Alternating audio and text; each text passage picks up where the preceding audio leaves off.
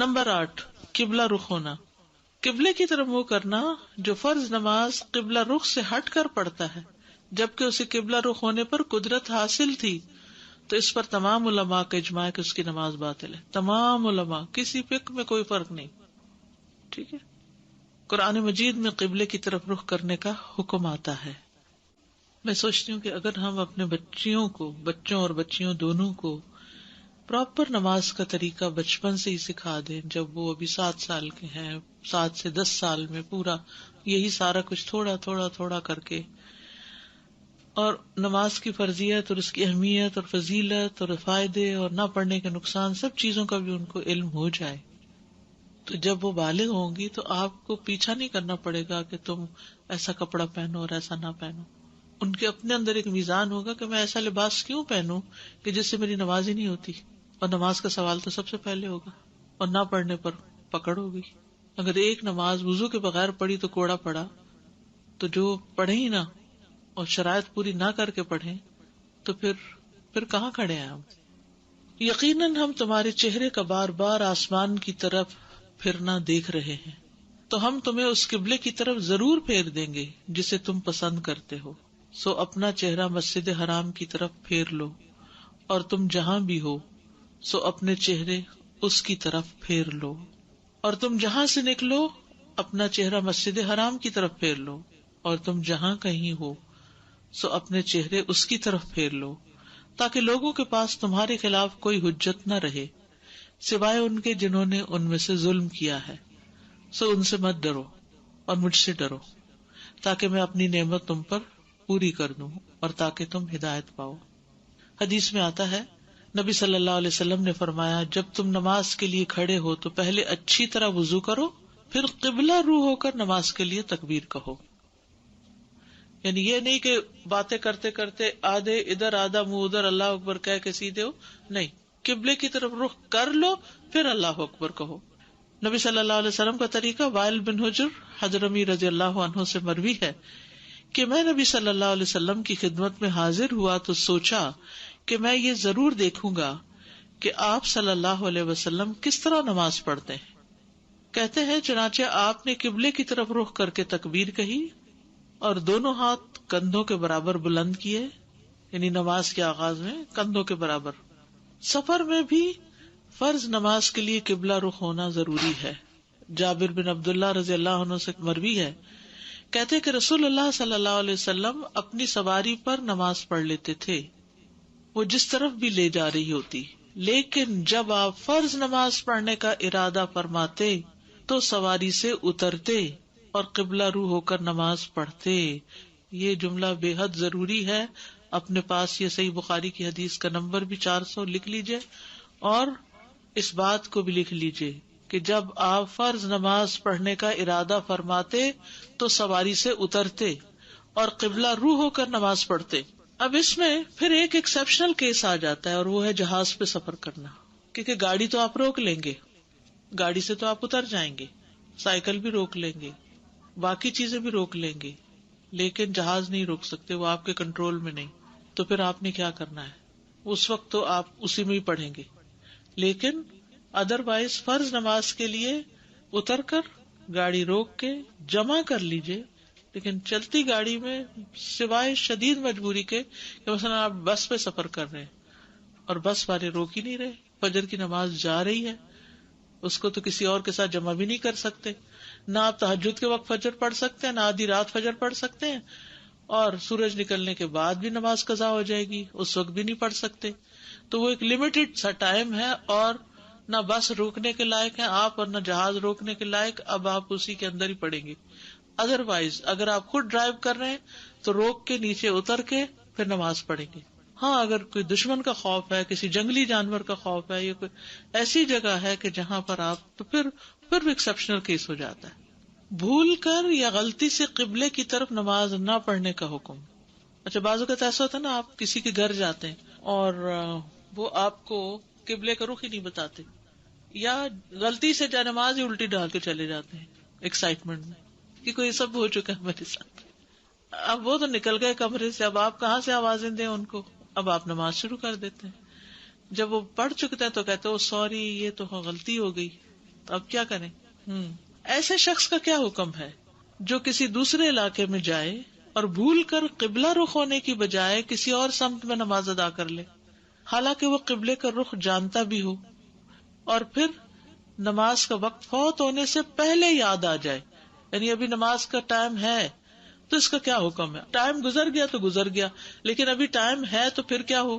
جواب: جو شخص اپنی کوتاہی کی وجہ سے، یعنی غفلت کی وجہ سے، قبلہ رخ ہونے کی بجائے کسی اور سمت میں نماز ادا کر لیتا ہے، یعنی پوچھتا ہی نہیں کسی سے، کنفرم ہی نہیں کرتا، جاننے کی کوشش ہی نہیں کرتا، اور نہ ہی قبلے کی سمت واضح کرنے والی چیزوں کو بروئے کار لاتا ہے، تو پھر وہ دوبارہ نماز پڑھے گا، کیونکہ استطاعت ہوتے ہوئے، یاد رکھیے انڈر لائن، استطاعت ہوتے ہوئے، یعنی بس میں تھا، ہمت میں تھا، کنٹرول میں تھا۔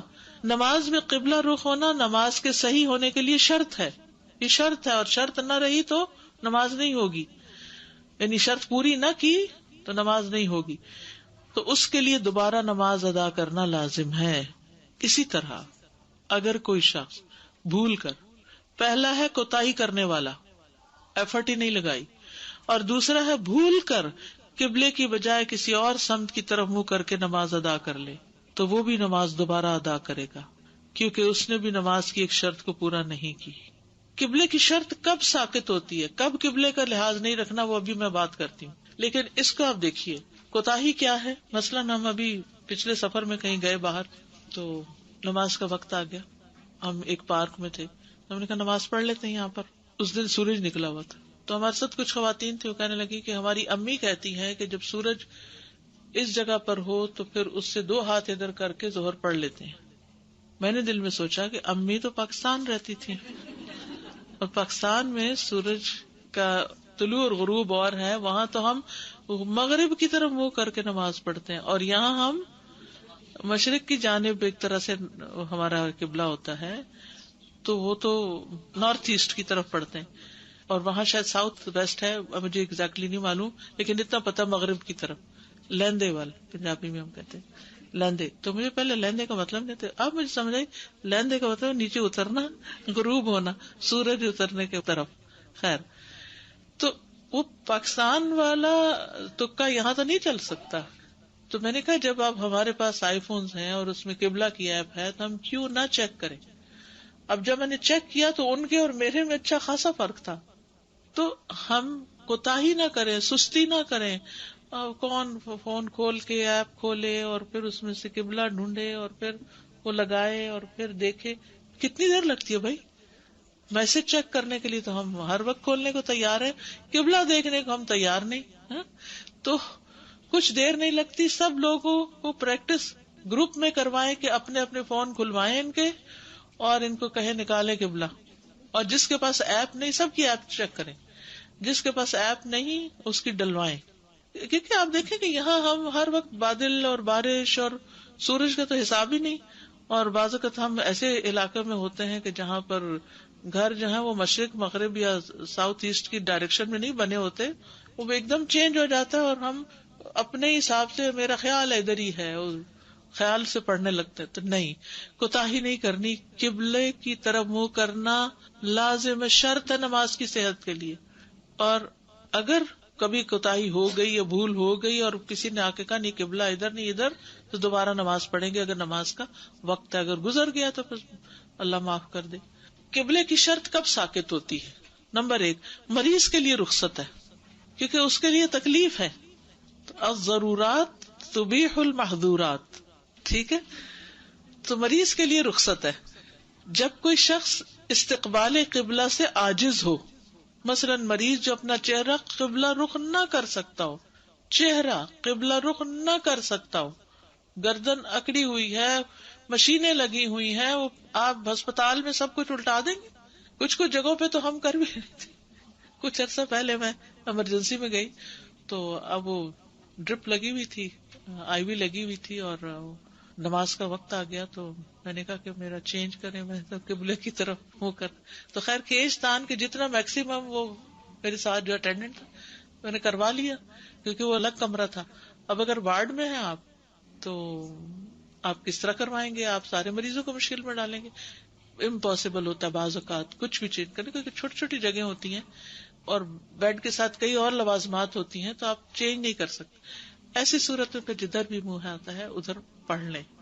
تو ایسے میں استقبال قبلہ ساکت ہو جائے گا، کیونکہ اللہ تعالیٰ کا فرمان ہے فاتقوا اللہ ما استطعتم، اللہ کا تقوی اختیار کرو جتنی تم میں استطاعت ہے، جتنا کر سکتے، جو چیز تمہارے بس سے باہر ہے بس پھر وہاں حکم گیا. شدید خوف کے وقت اگر خوف بہت زیادہ ہو تو ہر شخص جیسے ممکن ہو نماز پڑھ لے، تنہائی میں پڑھ لے، پیدل یا سوار ہو کے پڑھ لے، قبلے کی طرف رخ ہو یا نہ ہو، بس پڑھ لے، نماز پڑھ لے. جیسے پہلے میں نے عرض کیا نا، کسی جانور کا خوف ہے، کسی دشمن کا خوف ہے، اب نماز تو ہر ایک میں فرض ہے، کوئی فوج میں ہے، سپاہی ہے، کچھ بھی. امام مالک فرماتے ہیں کہ نافع بیان کرتے ہیں مجھے یقین ہے کہ عبداللہ بن عمر نے یہ طریقہ نماز رسول اللہ صلی اللہ علیہ وسلم سے سن کر ہی بیان کیا ہوگا. ٹھیک ہے، یعنی یہ ان سے مروی ہے. سفر میں نفل نماز کے وقت قبلہ فالو کرنا ضروری نہیں، ہو تو اچھا لیکن ضروری نہیں. دین میں رخصتیں بھی ہیں نا، اس سے بڑا مزہ آتا ہے کہ جہاں اللہ سبحانہ وتعالیٰ پابندی لگاتے ہیں وہاں اجازت دیتے تھے. تو عبادت میں اصل اطاعت ہے. اگر یہ کہا جائے کھڑے ہو جاؤ تو کھڑے ہو جاتے ہیں، کہا بیٹھ جاؤ بیٹھ جاتے ہیں. غلام ہے نا آپ کے، آپ ہی نے تو پیدا کیا، سب کچھ آپ ہی کا تو ہے، آپ کو خوش کرنا ہے نا ہمیں. کیونکہ آپ نے ہمیں اتنا خوش کیا، اتنا کچھ دے کے، تو ہم سے اتنا بھی نہیں ہوتا. کوئی بھی تعلق دو طرفہ ہوتا ہے، کوئی بھی ریلیشن شپ ون سائیڈڈ نہیں ہوتا. اگر ایک طرف سے آپ پر احسانات کی بارش ہو رہی ہے اور آپ کسی بھی احسان کو نہیں مانتے اور کہتے ہیں کیوں پڑھوں نماز، تو نہیں، یہ بات تو نہیں ٹھیک نا. اس نے آپ کو اتنا کچھ دیا، اب کچھ آپ بھی کریں. اس نے اتنا نہیں مانگا جتنا اس نے ہمیں دیا، بس تھوڑا سا جسٹس شو کرو، اپنا ٹائم پر آ جاؤ. اور وہ بھی اس لیے فرض کیا کہ اس میں ہمارا ہی فائدہ تھا. ٹائم مینجمنٹ جتنی نماز سے میں نے سیکھی پرسنل لائف میں، اتنی کسی اور چیز سے نہیں سیکھی. کہ نماز تو پڑھنی ہے اور اس کے ساتھ ساتھ آپ اپنے کام باندھ لیں. تو سفر میں نفل نماز کے وقت اگر کوئی دوران سفر گاڑی یا ہوائی جہاز یا اونٹ وغیرہ پر نفلی نماز ادا کرنا چاہے تو جس طرح بھی سواری کا رخ ہو نماز ادا کر سکتا ہے. مثلاً وتر، قیام اللیل، چاشت وغیرہ کی نماز پڑھی جا سکتی. اور جہاز میں تو فرض بھی پھر پڑھ سکتے ہیں کیونکہ آپ اس کا رخ نہیں موڑ سکتے، آسان نہیں ہے موڑنا. اگر کوئی مسلمان پائلٹ بھی ہو تو آپ اس کو نہیں کہہ سکتے کہ پلیز رخ موڑ لو، کہیں اور جا پہنچے. جس وقت قبلہ کا تعین نہ ہو سکتا ہو تو اس وقت کیا کریں؟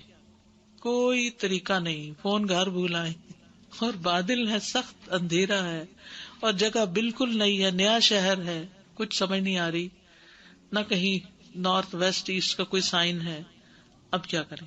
اگر کوئی مسلمان کسی ایسی جگہ موجود ہو جہاں قبلے کی سمت معلوم کرنا ممکن نہ ہو اور وہ اپنے گمان غالب کے مطابق قبلہ رخ ہو کر نماز ادا کر لے تو بعد میں نماز دہرانے کی ضرورت نہیں، بلکہ اس کی نماز صحیح ہے اور اس پر کچھ نہیں ہوگا. کتنی آسانی ہے دین میں.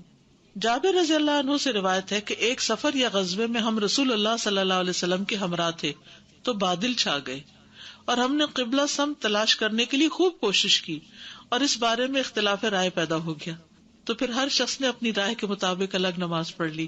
سبحان اللہ، اس میں اتنی بڑی حکمت ہے کہ جہاں اختلاف رائے ہو جائے ایک ہی مسئلے کو سمجھنے میں، اور اگر ایک طریقے پر کام کر رہا ہے دوسرا دوسرے پہ، تو اللہ تعالیٰ دونوں کا قبول کر لے گا ایز لانگ ایز انہوں نے نیک نیتی کے ساتھ اس چیز کو اختیار کیا ہے. لیکن ہر شخص اپنی سمت معین کرنے کے لیے اپنے سامنے افقی خط کھینچ لیتا تھا، یعنی کہ لکیر لگا لیتا. پھر جب صبح ہوئی تو ہم نے ان کے کھینچے ہوئے خطوں کو دیکھا تو ہم سب غلط تھے. سبحان اللہ، کسی نے قبلہ رخ نماز ادا نہیں کی تھی. تو ہم نے یہ معاملہ نبی صلی اللہ علیہ وسلم کے سامنے رکھا تو آپ نے فرمایا تمہاری نماز ہو گئی. یعنی اجتہاد کہتے ہیں نا اس کو، کہ اپنی طرف سے حد الوسع کوشش کر لی. اور یہ واقعہ بھی کسی وجہ سے پیش آیا تھا نا، ہم جیسوں کے لیے ایک آسانی کے لیے. یہ کبھی واقعی ایسا ہوتا ہے کہ آپ جنرلی کوشش کرتے ہیں لیکن اس کے باوجود آپ کو سمجھ نہیں آتا کہ کریں کیا. تو ایسی صورت میں پھر آپ کر لیں، آپ کی نماز ہو جائے گی چاہے آپ اس شرط کو مس کر رہے ہیں. 9ویں شرط نیت ہے. جو بغیر نیت کے نماز پڑھے اس کی نماز باطل ہوگی. آپ نے نیت ہی نہیں کی. لیکن یاد رکھیے نیت بول کے نہیں ہوتی، نیت کس کا عمل ہے؟ قلب کا عمل ہے. کیونکہ بخاری نے عمر بن خطاب سے روایت کیا کہ انہوں نے فرمایا کہ میں نے رسول اللہ صلی اللہ علیہ وسلم سے سنا، آپ فرما رہے تھے اعمال کا دار و مدار نیتوں پر ہے، اور ہر آدمی کے لیے وہی ہے جس کی اس نے نیت کی. اللہ نیت کے بغیر کوئی عمل قبول نہیں کرتا. استاذہ آپ نے کہا گاڑی روک کے اور نیچے اتر کے، تو یہ ہمارے لیے بھی یہی شرط ہے؟ اب جیسے مال وغیرہ گئے ہیں اور ایسی کوئی جگہ جی فرض کے لیے تو یہی شرط ہے، فرض کے لیے تو یہی شرط ہے. کبھی لوگ ٹریفک پہ پھنس جاتے ہیں اور 2 گھنٹے لگ جاتے ہیں اور نماز میں ہو جاتی ہے، تو پھر کس طرح سے وہ ڈرائیور یا بیٹھے ہوئے نماز پڑھیں؟ جیسے مغرب کا وقت ہے. الضرورات تبیح المحظورات، یعنی اب آپ کے پاس کوئی چارہ نہیں. آپ اس واقعے کو بس یاد رکھیے، صحابہ کے کوئی چارہ نہیں تھا، ہر ایک نے کیا کیا، نماز اپنے اپنے خیال سے جس نے جو صحیح سمجھا اپنی اپنی پڑھی، اور اپنے سامنے وہ لکیر لگا لی. افقی لکیر کا مطلب ہوتا ہے اسٹریٹ لکیر لگا لی، یعنی ورٹیکل نہیں بلکہ جی ہاریزونٹل. اور صبح اٹھ کے تاکہ چیک کریں گے ہم نے، تو کوئی بھی ٹھیک نہیں تھا. اور آپ نے نماز لوٹانے کو بھی نہیں کہا، کیونکہ اب کچھ ہو نہیں سکتا تھا نا. تو جہاں آپ کے ہاتھ پاؤں بن جائیں کچھ ہو ہی نہیں سکتا، تو ایسی صورت میں پھر آپ جس حال میں بھی ہوں نماز پڑھ لیں، پڑھنا ضروری. ڈاکٹر صاحب 2 کوسچن. اگر آپ نے اٹھ کے وضو کیا نماز کے لیے تو نیت تو ہو گئی نا؟ جی ہو گئی، بالکل نیت ہو گئی. اور جب آپ کھڑے ہوئے تو آپ اس وقت بھی دل میں آپ نماز ہی کے لیے کھڑے اور نیت ہو گئی. اچھا. اور ڈاکٹر صاحب آپ کی سلیوز مطلب کہ رسٹ تک ہونے چاہیے؟ مطلب آپ پڑھتے ہیں تو صرف ہاتھ کبھی ننگے ہونے چاہیے، بازو نہیں. السلام علیکم. فرض تو قصر نماز میں مطلب 2 ہو جاتے ہیں، وتر کے لیے کیا حکم ہے؟ ایک پڑھ لیجیے. دیکھیے ہمیں نا اپنی پرائرٹی سیٹ کرنی ہے. کس کو خوش کرنا ہے اپنے آپ سے پوچھا کیجئے. جس نے سب کچھ دیا ہے، کس کے پاس واپس جانا ہے، کس نے انعام دینا ہے، کس سے انعام لینا ہے، کون لازمی انعام دیتا ہے. بندے انعام دیتے ہیں، اگر ان کی مرضی کا کپڑا پہن کے آپ بازار جاتے ہیں، کون کون انعام دیتا ہے آپ کو؟ ہاں سلی کوسچنز. لیکن عقل سے کام لینا چاہیے نا کہ میں ان بندوں کو راضی کر رہی ہوں، ان سب کو، تو یہ دے کیا رہے ہیں مجھے؟ کچھ بھی نہیں دے رہے. لیکن اگر میں رب کی رضا کے لباس پہنوں گی تو میرا رب اس پر مجھے اجر دے گا.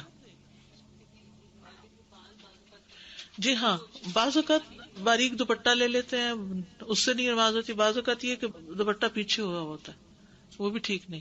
بعض اوقات گردن ننگی ہو رہی تھی، کچھ لوگ کان کے پیچھے سے کر رہے ہوتے ہیں، وہ اپنے لپیٹ رہے ہوتے ہیں نا کان پیچھے کا. کان بھی ڈھکے ہوئے ہونے چاہیے، گردن ڈھکی ہوئی ہونی چاہیے، گلا ڈھکا ہوا ہونا چاہیے، بازو ڈھکے ہوئے ہونے چاہیے. ٹھیک ہے، شرط ہے نماز کی. جی گھر میں بھی نماز کے وقت، جی اچھا سوال ہے. گھر میں بھی نماز کے وقت، اکیلے بھی، اندھیرے میں بھی. مثلاً رات کو سخت اندھیرا، آپ کے کون دیکھ رہا ہے، اب تو میں جیسے تیسے بھی نماز نہیں، ہم اللہ کے سامنے کھڑے ہیں. اور یہ اگر باریک ہیں کپڑے ویسے تو نماز کے وقت چادر بنا لیں نا، اس کے اندر ایک جوڑا کم بنا لیں اور اس کے بجائے ایک چادر بنا لیں، اگر بجٹ اجازت نہ دے. وضو کی اہمیت قرآن مجید میں آتا ہے، ان اللہ یحب التوابین ویحب المتطہرین. بے شک اللہ ان سے محبت کرتا ہے جو بہت توبہ کرنے والے ہیں، اور ان سے محبت کرتا ہے جو بہت پاک رہنے والے ہیں. وضو کرنا ایک مشکل کام ہے، لیکن جب آپ کو یہ خیال آ جائے گا نا کہ میرے اس عمل سے اللہ تعالیٰ مجھ سے محبت کرے گا. وضو نماز کا لازمی جز ہے، وضو نماز کا لازمی جزو ہے. نبی صلی اللہ علیہ وسلم نے فرمایا، اللہ عز و جل خیانت کے مال سے کوئی صدقہ قبول نہیں کرتا، اور نہ ہی بغیر وضو کے کوئی نماز قبول کرتا ہے. ابو ہریرہ سے روایت ہے کہ رسول اللہ صلی اللہ علیہ وسلم نے فرمایا، جس کا وضو نہیں اس کی نماز نہیں، جس کا وضو نہیں اس کی نماز نہیں. ابو ہریرہ رضی اللہ عنہ سے مروی ہے کہ نبی صلی اللہ علیہ وسلم نے فرمایا، اللہ تم میں سے کسی ایسے شخص کی نماز قبول نہیں کرتا جو بے وضو ہو یہاں تک کہ وہ وضو کر لے. حدیث ہے، مفتاح الصلاۃ الطہور، طہارت نماز کی چابی ہے، یعنی اس سے شروع ہوتی ہے نماز. حدیث ہے، وضو کی حفاظت مومن کے سوا ہرگز کوئی نہیں کرتا، یعنی یہ ایمان کی علامت ہے. وضو پر محافظت ایمان کی علامت ہے۔ ابن عمر اپنے والد رضی اللہ عنہما سے اور وہ نبی صلی اللہ علیہ وسلم سے جبریل علیہ السلام کے سوال کے بارے میں روایت کرتے ہیں جو انہوں نے اسلام کے بارے میں کیا تھا، تو آپ نے فرمایا اسلام یہ ہے کہ تم گواہی دو کہ بے شک اللہ کے سوا کوئی معبود نہیں اور بے شک محمد صلی اللہ علیہ وسلم اللہ کے رسول ہیں، اور یہ کہ تم نماز قائم کرو اور زکوٰۃ دو اور حج اور عمرہ کرو اور جنابت سے غسل کرو یعنی ناپاکی سے، اور یہ کہ مکمل طریقے سے وضو کرو، اور تم رمضان کے روزے رکھو۔ جبریل نے کہا پس جب میں ایسا کروں تو کیا میں مسلمان ہوں گا؟ آپ نے فرمایا ہاں۔ جبریل نے کہا آپ نے سچ کہا۔ تو ایک روایت میں وضو کا ذکر بھی آتا ہے۔ آغاز وحی میں جو آپ کو تعلیم دی گئی اس میں کیا تھا؟ یعنی بالکل وحی کے آغاز میں کہ جبریل آپ کے پاس آئے، انہوں نے آپ کو وضو اور نماز کا طریقہ سکھایا۔ جب وضو سے فارغ ہوئے تو پانی کا ایک چلو لیا اور اس کے ساتھ اپنی شرمگاہ پر چھینٹے مارے۔ نبی صلی اللہ علیہ وسلم کا ہر نماز کے لیے وضو کرنا۔ آپ ہر نماز کے لیے نیا وضو کرتے؟ راوی کہتے میں نے کہا کہ آپ لوگ کس طرح کرتے تھے؟ کہنے لگے ہم میں سے ہر ایک کو اس کا وضو اس وقت تک کافی ہوتا جب تک کوئی وضو توڑنے والی چیز پیش نہ آتی۔ یعنی نبی صلی اللہ علیہ وسلم نے فتح مکہ کے موقع پر ایک وضو سے کئی نمازیں پڑھی، لیکن نارملی وہ ہر نماز سے پہلے وضو کرتے تھے۔ اس میں ایک وجہ یہ ہے کہ اللہ تعالیٰ کو پاک صاف رہنے والے پسند ہیں، وضو سے گناہ جڑتے ہیں تو آپ بار بار وضو کر لیتے تھے، ورنہ یہ کہ اگر آپ کا وضو ہے تو آپ اسی وضو سے بھی نماز ادا کر سکتے ہیں۔ رسول اللہ صلی اللہ علیہ وسلم نے فرمایا اگر میری امت پر مشقت نہ ہوتی تو میں انہیں ہر نماز کے وقت وضو کرنے کا حکم دیتا اور وضو کے ساتھ مسواک کرنے کا، تو مشقت کی وجہ سے لازم نہیں کیا گیا۔ یہ دونوں چیزیں صحابہ کا اپنے بچوں اور گھر والوں کو وضو کا طریقہ سکھانا۔ یزید بن برا ابن عازب سے مروی ہے جو کہ عمان کے گورنر اور بہترین گورنر تھے، کہتے ہیں ایک دن میرے والد برا نے فرمایا کہ تم سب ایک جگہ جمع ہو جاؤ، میں تمہیں دکھاتا ہوں کہ رسول اللہ صلی اللہ علیہ وسلم کس طرح وضو فرماتے تھے۔ یہ برا ابن عازم کی بہت سی احادیث آتی ہیں نا، تو ان کے بیٹے بتا رہے ہیں، اور برا صحابی تھے تو برا نبی صلی اللہ علیہ وسلم کے وضو کو جانتے تھے، تو انہوں نے اپنے بچوں کو دکھایا۔ اور کس طرح نماز پڑھتی تھی، کیونکہ کچھ خبر نہیں کہ میں کب تک تم میں رہوں گا۔ کہتے ہیں پھر انہوں نے اپنے بیٹوں اور اپنے گھر والوں کو جمع کیا اور وضو کا پانی منگوایا، پھر انہوں نے کلی کی اور ناک میں پانی ڈالا اور 3 مرتبہ اپنا چہرہ دھویا، 3 مرتبہ دایاں ہاتھ دھویا اور 3 مرتبہ بایاں ہاتھ دھویا، پھر اپنے سر کا مسح کیا اور اپنے کانوں کا ان کے اندر اور ان کے باہر سے مسح کیا، پھر دائیں پاؤں کو 3 مرتبہ دھویا، پھر بائیں پاؤں کو 3 مرتبہ دھویا، اور فرمایا کہ میں نے کسی قسم کی کمی نہیں کی کہ تمہیں رسول اللہ صلی اللہ علیہ وسلم کا طریقہ وضو دکھا دوں۔ پھر وہ اپنے گھر میں داخل ہوئے اور نماز پڑھی، جس کی حقیقت ہمیں معلوم نہیں کہ وہ فرض تھی یا نفل تھی۔ پھر باہر آئے، نماز کا حکم دیا، اقامت کہی گئی اور انہوں نے ہمیں ظہر کی نماز پڑھائی۔ میرا خیال ہے کہ میں نے ان سے سورۃ یاسین کی کچھ آیات ان کی نماز میں سنی، یعنی ہلکا ہلکا پڑھ رہے تھے کہ جس سے دوسرے کو پتہ چل گیا کہ پڑھ کیا رہے ہیں۔ پھر عصر کی نماز پڑھائی، پھر مغرب کی پڑھائی، پھر عشاء کی اپنے اپنے وقت پر، اور فرمایا کہ میں نے کسی قسم کی کمی نہیں کی کہ تمہیں رسول اللہ کا طریقہ وضو دکھا دوں اور یہ کہ وہ کیسے نماز پڑھتے تھے۔ اس سے پتہ چلتا ہے کہ بچوں کو باقاعدہ کر کے سکھانا چاہیے۔ نبی صلی اللہ علیہ وسلم کے صحابہ جو تھے وہ لوگوں کو نبی صلی اللہ علیہ وسلم کے وضو کا طریقہ سکھاتے تھے۔ عثمان بن عفان نے ایک مرتبہ لوگوں سے فرمایا کیا میں تمہیں اس بات سے خبر نہ دوں کہ رسول اللہ صلی اللہ علیہ وسلم کس طرح وضو کرتے تھے؟ ہم نے کہا کیوں نہیں؟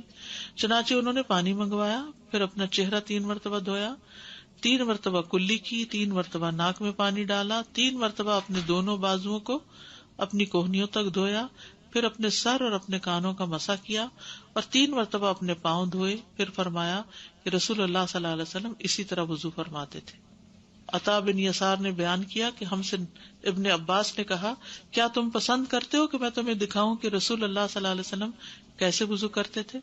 انہوں نے برتن منگوایا، اس میں پانی تھا تو آپ نے دائیں ہاتھ سے چلو لیا۔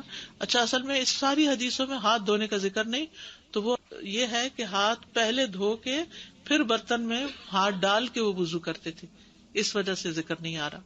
اپنے دائیں ہاتھ سے چلو لیا اور کلی کی اور ناک میں پانی لیا، پھر دوسرا چلو لیا، اپنے دونوں ہاتھوں کو جمع کر لیا اور اپنا چہرہ دھویا، پھر اور چلو لیا اور اپنا دایاں بازو دھویا، پھر اور چلو لیا، اپنا بایاں بازو دھویا، پھر ایک مٹھی میں پانی لیا اور اپنے ہاتھ کو جھاڑا اور اسے سر اور کانوں کا مسح کیا، پھر مٹھی میں پانی اور لیا اور اسے اپنے دائیں پاؤں پہ چھڑکا جبکہ اس میں جوتا بھی تھا، اور اپنے دونوں ہاتھوں سے اسے ملا، ایک ہاتھ پاؤں کے اوپر سے اور ایک جوتے کے نیچے سے، اور پھر اپنے باؤں پاؤں کے ساتھ ایسا ہی کیا۔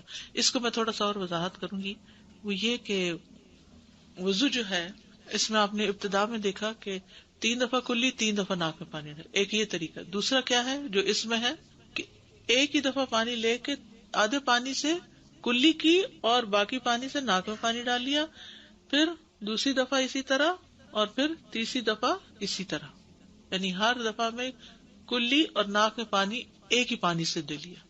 ٹھیک ہے، تو آپ الگ الگ بھی کر سکتے ہیں، 3 کلیاں اور 3 دفعہ ناک میں پانی ڈالا، اور یہ بھی کر سکتے ہیں کہ ایک ہی چلو سے دونوں کام ساتھ ساتھ سائملٹینیسلی، اور پھر ایک مٹھی پانی میں لیا، اپنے ہاتھ کو جھاڑا، یعنی پھر پانی لے کے ہاتھ جھاڑ کے پھر مسح کیا، یہ نہیں کہ بازو دھوئے تو ویسے ہی مسح کے ہاتھ تو گیل نہیں، الگ پانی لیا مسح کے لیے، پھر مٹھی میں اور پانی لیا اور اسے اپنے دائیں پاؤں پہ چھڑکا جبکہ اس میں جوتا بھی تھا، جیسے چپل پہنے ہوئے ہیں، اور اپنے دونوں ہاتھوں سے اسے ملا، ایک ہاتھ پاؤں کے اوپر سے اور ایک ہاتھ جوتے کے نیچے سے، کا مطلب یہ نہیں کہ جوتا دھو رہے تھے، اس کا مطلب ہے ہیل کے نیچے کی طرف سے، ٹھیک ہے، جوتے کے نیچے یعنی تلموں کے نہیں، ٹھیک ہے۔ سبحانک اللہم و بحمدک، اشہد ان لا الہ الا انت، استغفرک و اتوب الیک۔ السلام علیکم و رحمۃ اللہ وبرکاتہ۔